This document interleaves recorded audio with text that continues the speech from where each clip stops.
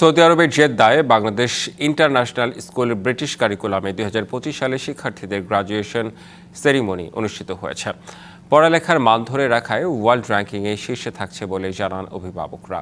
Saudi আরব প্রতিনিধি AR Noman জানান, গেল কয়েক বছরের এই স্কুলে শিক্ষার্থীরা ভালো ফলাফল অর্জন করছে।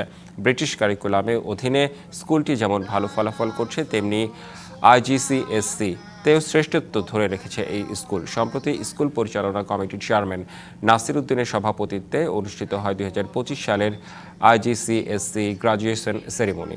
এতে প্রধান অতিথি ছিলেন বাংলাদেশ কনস্যুলেট জেদ্দার শ্রম কাউন্সিলর খন্দকার সিরাজুল ইসলাম সালিকিন। বিশেষ অতিথি ছিলেন প্রথম সচিব নাজমুল হাসান, ভারপ্রাপ্ত অধ্যক্ষ মোহাম্মদ মতিউর রহমান খান, পরিচালনা পরিষদের ভাইস চেয়ারম্যান কাজী আসাদুজ্জামান, সদস্য ডাক্তার শেখ মিজানুর রহমান, সুমনুর রশিদ, আব্দুল আরিফ খান। বিদেশ থেকে দেশে রেমিটেন্সের টাকা আসে নিরাপদে। তাই আজই আপনার আপনজনকে বলে রাখুন, রেমিটেন্সের টাকা যেন শুধু নগদেই পাঠায়।